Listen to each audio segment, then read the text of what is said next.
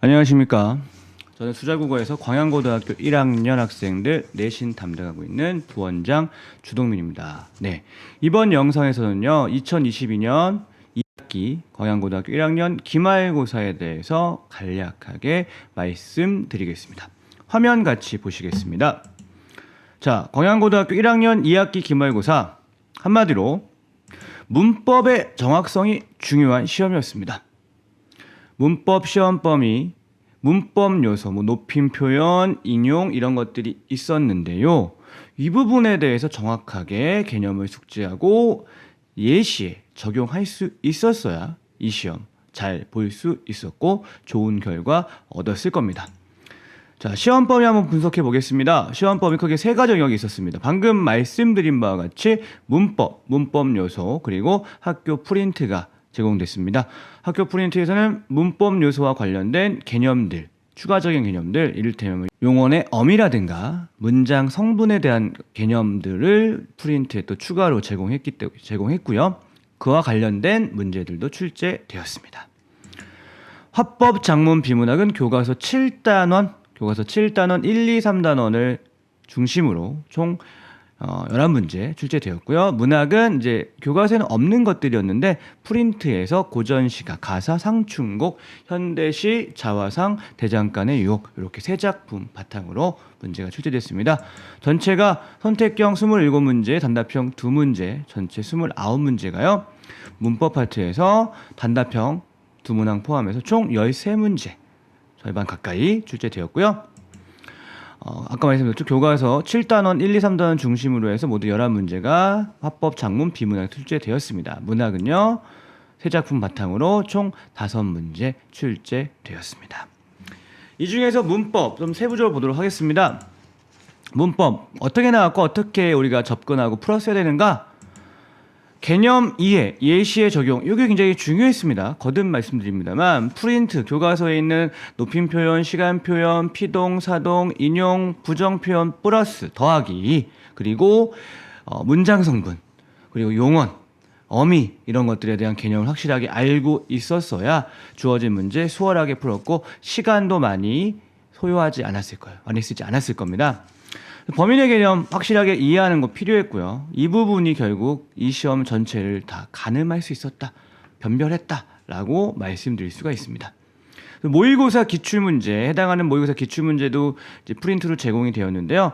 거기 있는 예문들, 문제 의도, 지시문 다 분석했습니다. 수업 때 학원에서 이것들 충분히 소화가 됐었어야 돼요.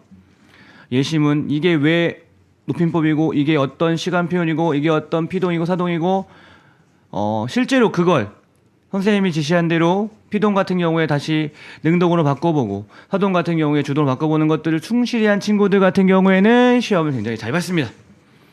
그게 바로 분석이죠. 분석, 그런 부분들 잊지 않으셨으면 좋겠고요.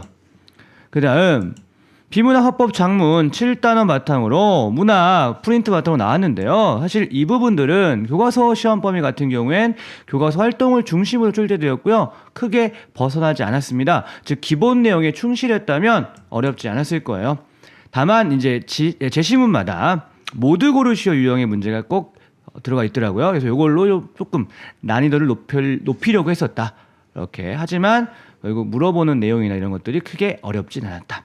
문학도 고전시 같은 경우에 예전에 보면 상춘곡 바탕으로 해가지고 작년 같은 경우에는 다양한 해석 문제가 단답형으로 나왔어서 아이들이 많이 어려워했었는데 이번에는 그렇게 안 나왔습니다. 좀 쉽게 나왔어요. 밑줄 친 구문의 의미 확실하게 알고 있는지, 표현상의 특징 역시 알고 있는지 물어봤고요. 충분히 해결할 수 있었습니다.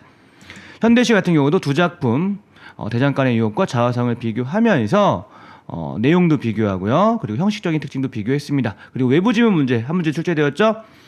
대장간의 유혹의 어떤 시어의 의미 관계, 즉 대비, 의미가 대비되는 시어들이 있었는데 그 관계가 다른 작품, 즉 외부 지문에서도 그런 대비 관계를 찾을 수 있었느냐. 근데 굉장히 무난한 작품들이 나왔었기 때문에 처음 보는 작품이었다 하더라도 대비 관계 찾는 건 어렵지 않았을 겁니다.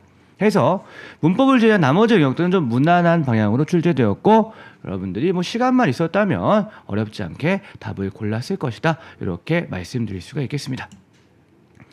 자, 1등급 컷은 90점대 중반, 그러니까 어렵지 않았다라고 볼 수 있습니다. 아니면 이렇게 볼 수도 있겠죠. 상위권 아이들은 항상 꾸준한 점수를 유지하고 있다. 그런 맥락에서 문법 개념을 준비 과정부터 어려워했던 친구들, 개념 정리 적용 같은 것들을 잘 안 됐던 친구들, 특히 중하위권이었겠죠. 이 친구들에게는 좀 다소 어렵게 느낄 수 있는 시험이 아니었나 이렇게 생각을 해봅니다. 이렇게 좀 격차가 좀 드러나는 시험이었다 이렇게 볼 수가 있겠습니다.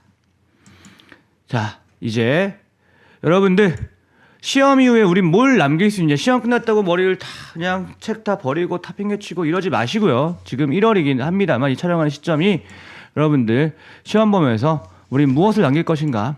문법 개념과 적용하는 연습은 계속 유지가 돼야 됩니다. 여러분들 특히 뭐 여러 군데서 들었을 수도 있겠지만 수능에서 엄매 선택하는 게 유리하다고 합니다. 그렇기 때문에 문법 개념과 적용 이제 끝났다라고 버리지 마시고 그 과정에서 우리가 배웠던 것들은 최대한 또 다시 한번 되새길 수 있게끔.